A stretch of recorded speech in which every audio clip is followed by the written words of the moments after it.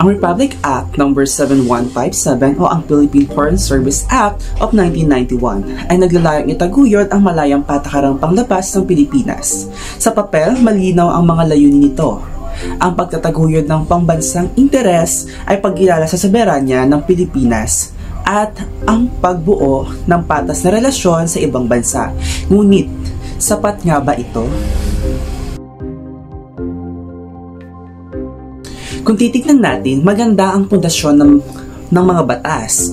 Mahalaga ang mga prinsipyo nitong nakatuon sa dignidad at kalayaan ng ating bansa. Pero, sapat na ba ang mga deklarasyon? Sapat lamang ito kung ito'y naisakakatuparan. Ang deklarasyon ay walang halaga kung hindi sinusundan ng aksyon.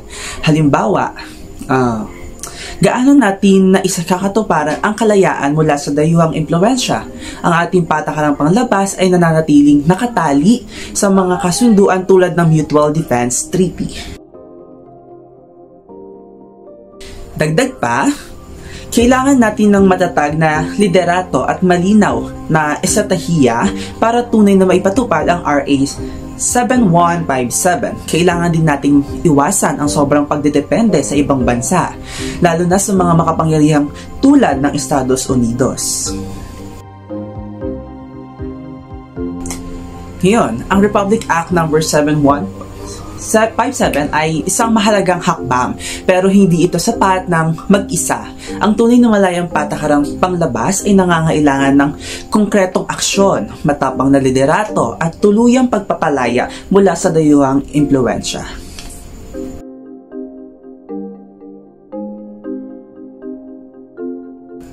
Sina Claro M. Recto at Lorenzo Tañada ay kilala bilang mga haligi ng nasyonalismo sa Pilipinas. Sa kanilang mga talumpati, malinaw ang kanilang panawagan, ang pagtatanggol sa kalayaan at dignidad ng bayan. Hindi tayo maaaring manatiling sunod-sunuran sa mga dayuhan. Ang kalayaan hindi lamang sa pangalan, kundi sa gawa. Ang ating ekonomiya at depensa ay dapat na maging malaya mula sa kontrol ng mga dayuhan. Ngayon naman, ang dignidad ng ating bansa ay nakasalalay sa ating paninindigan bilang isang Pilipino. Kailangang itaguyod natin ang sarili nating interes ng ating sambayanan. Ang anumang anyo ng dayuhang pakikialam ay labag sa ating soberanya. Ngayon, si Claro M. Recto ay nananawagan ng kalayaan mula sa dayuhang kontrol. Para sa kanya, ang Pilipinas ay dapat magkaroon ng sariling direksyon sa ekonomiya at depensa. Ngayon, samantalang si Lawrence Tañada, ang ama ng ating nasyonalismo, ay nagpapahayag ng kahalagahan ng pagkakaisa at pagmamalasakit sa bayan.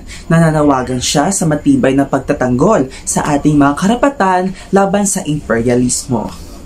Ang ating kalayaan ay dapat mag-ugat sa pamamahala sa bayan. Walang sino man ang dapat magdikta sa ating mga desisyon.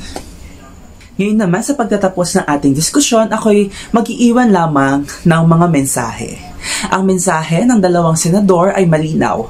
Itaguyod ang soberanya ng Pilipinas, ipaglaban ang dignidad ng bayan, at tiyaking ang interes ng Pilipino ay laging nauuna sa anumang desisyon. Maraming salamat po.